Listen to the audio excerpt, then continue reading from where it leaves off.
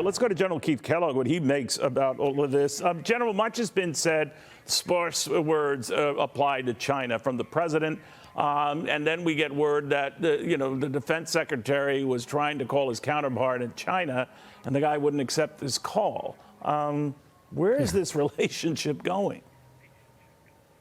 Yeah, first of all, Neil, thanks for having me. Second, last night that sounded like a family dinner of mine on Sunday nights with a lot of heavy-duty talking, as what happened last night in Congress. Look, this is not the first time that the Chinese have pushed back on Lloyd Austin. Actually, it goes back to 2021. They didn't accept his phone calls either. And you almost, Neil, you almost have to flip the lens and kind of realize how the Chinese operate. And a lot of this is face or resolve, and it's both on a personal level and a professional level, or status level, as they call it. On the personal level, its face counts a lot, but on the personal level, or I'm sorry, on a status level, they believe that the United States is pushing back hard on them.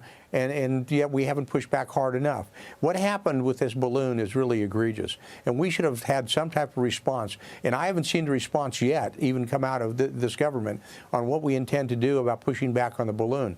But for them to push back on Lloyd Austin is a real mistake. They're not taking his phone calls. They haven't for a long time.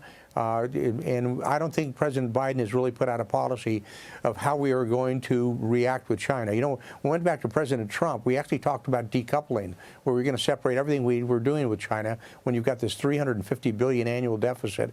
He said this was just unacceptable. So I don't know yet with this administration, what is the game plan? What is the plan on how to handle China economically, politically, militarily, diplomatically? How are we going to work with them? How are we going to handle it when it comes to critical issues? And I think it goes back a little bit now with when Speaker Pelosi went to Taiwan. They got a little bit upset about that. Well, we should just continue to do that. We should have a constant drive of politicians heading into Taiwan and sort of like back in your face.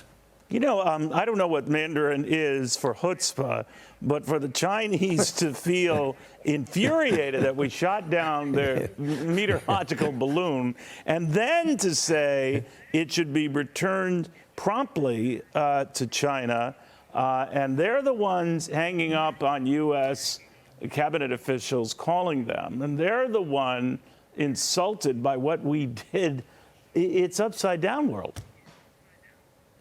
Well, it really is, and that's what we need to respond some way, in a very concrete way, to let them know this is not tolerated, because they are pushing back hard. It's an issue of face, and they continue to push this line that they're an aggrieved party. Well, they're not. You know, this is one of those I said earlier, honestly, Neil, I think I'd take the USS Ronald Reagan and bring it out of the 7th Fleet out of Yokohama, Japan, and float it and have it go around in circles around Taiwan. I said, you want to put something in your face, do something like that. But we need to respond. And you can't tell me, nobody can tell me, what kind of response we're going to have to this egregious action. And for this balloon to float across the United States for a week, and then we shoot it down on Saturday over the ocean, look, we're not going to get any value out of that at all. We're not going to pick anything up.